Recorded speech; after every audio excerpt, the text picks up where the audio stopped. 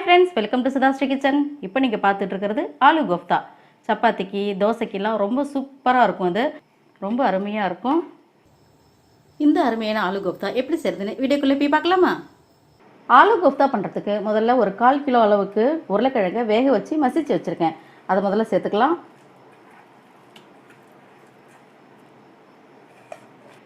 இப்போ இது கூட 1/2 ஸ்பூனுக்கு சீரகப்பொடி, ஒரு 1/4 ஸ்பூன் மஞ்சள் பொடி, 1/2 ஸ்பூனுக்கு மிளகாய் பொடி, 1/2 ஸ்பூன் சாட் மசாலா, இஞ்சி பூண்டு 1/2 ஸ்பூனு, பிரெட் கிரம்ஸு ஒரு 3 ஸ்பூனு, துருவிய கேரட்டு ஒரு 1/2 கப்பு, மைதா ஒரு 1/2 கப்பு,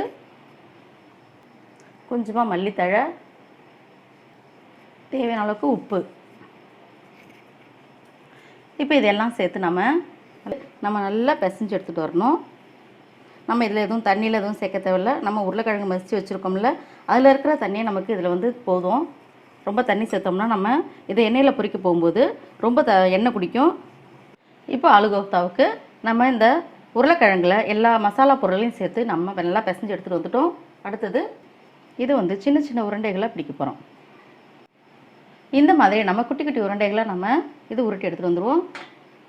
அடுத்தது எண்ணெய் நல்லா காஞ்சிடுச்சு. இப்போது ஆலு கோஃப்தா உருண்டைகளை நம்ம ஒன்றுனா நம்ம இந்த எண்ணெயில் போட்டு பொரிச்சு எடுத்துக்கலாம்.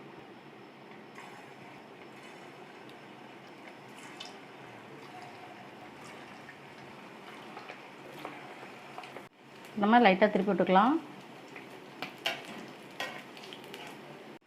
இப்போ அதை நம்ம நல்லா பொரிஞ்சிருச்சு. இதை நம்ம தனியாக எடுத்துருவோம். இதே மாதிரி கோஃப்தா உருண்டைகளை எல்லாத்தையும் நம்ம பொரிச்சு எடுத்துகிட்டு வந்துடலாம்.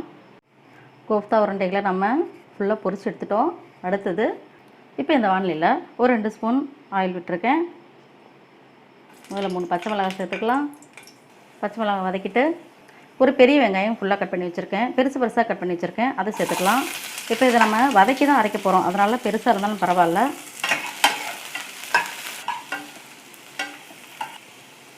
இஞ்சி பூண்டு ஸ்பூனு. உருளைக்கிழங்கு சேர்க்குறதுனால இஞ்சி பூண்டு பேஸ்ட்டு நிறையா போட்டால் ஒன்றும் தப்பில்லை, ரொம்ப நல்லாயிருக்கும். அப்போ தான் உடம்புக்கு நல்லது. 2 கிராம்பு, கொஞ்சமாக பட்டை. அடுத்தது முந்திரி பருப்புனால கொஞ்சம் ரிச்சு டேஸ்ட்டு கொடுக்கும், அதுக்காக இது எல்லாத்தையும் சேர்த்து நம்ம நல்லா வதக்கி இது சூடு ஆறினோடனே நம்ம அரைச்சி எடுத்துகிட்டு வரலாம். முதல்ல வானிலையில் 2 ஸ்பூன் ஆயில் சேர்த்துக்கலாம். 1/2 ஸ்பூன் சீரகம் சேர்த்துக்கலாம். சீரகம் பொரிஞ்ச உடனே ஒரு 4 தக்காளி நான் நைஸாக அரைச்சி வச்சுருக்கேன், அதை சேர்த்துக்கலாம்.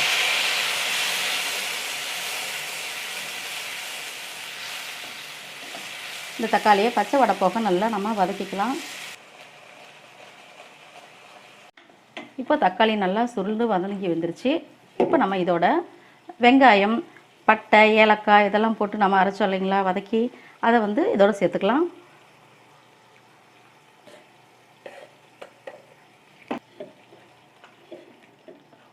இது நல்லா கலந்துக்கலாம். இப்போ இதோட கொஞ்சமாக கட்டி தயிர் அதை ஆட் பண்ணிக்கிறேன். இப்போ இது எல்லாத்தையும் பச்சை வடை போக நல்லா நம்ம வதக்கி எடுத்துக்கணும். இப்போ நம்ம சேர்த்த தக்காளி விழுது, வெங்காயம் விழுது எல்லாம் சேர்த்து நல்லா சுருண்டு வந்துருச்சு. இப்போ இது கூட மல்லிப்பொடி 1 ஸ்பூனு, மிளகாய் பொடி 1 ஸ்பூனு, மஞ்சள் பொடி 1/4 ஸ்பூனு, இதெல்லாம் சேர்த்து நல்லா கலந்து விட்டுக்கலாம். இப்போ இது கூட தேவையான அளவுக்கு உப்பு சேர்த்துக்கலாம்.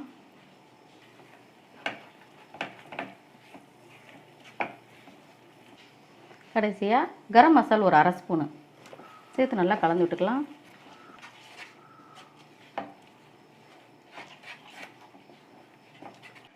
இப்போ இதை நல்லா வதக்கி விட்டுட்டு நம்ம தண்ணி கொஞ்சம் சேர்த்துக்கலாம். நமக்கு கொஞ்சம் லிக்விடாக இருந்தால் தான் நமக்கு சாப்பிடும்போது நல்லாயிருக்கும். சப்பாத்தி, தோசைக்கு, இட்லிக்கு எதுக்கு வேணால் வச்சு சாப்பிட்லாம், ரொம்ப நல்லாயிருக்கும். கொஞ்சமாக தண்ணி சேர்த்துக்கலாம். நமக்கு எந்த அளவுக்கு தண்ணி தேவையோ அந்தளவுக்கு சேர்த்துக்கலாம் நம்ம. இப்போ தண்ணி சேர்த்த பிறகு நம்ம இதை ஒரு 5 நிமிஷம் மூடி வைக்கலாம். லோ ஃப்ளேமில் வச்சு ஒரு 5 நிமிஷம் நல்லா கொதிச்சிருச்சு. இப்போ திறந்து பார்க்கலாம். சூப்பராக வந்துருச்சு. இப்போ இதுமாதிரி நம்ம மல்லித்தழையில் தூவிடுவோம்.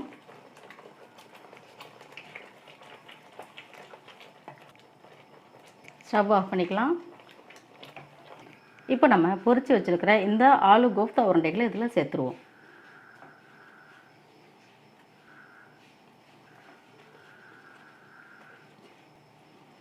சேர்த்துட்டு அப்படியே கலந்து விட்டுற வேண்டியது தான். அவ்வளோதான், நம்மளுடைய ஆலு கோஃப்தா ரெடி.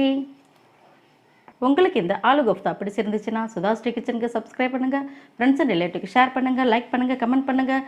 ஆரோக்கியமானதை சமைப்போம், ஆனந்தமாக இருப்போம். தேங்க்யூ.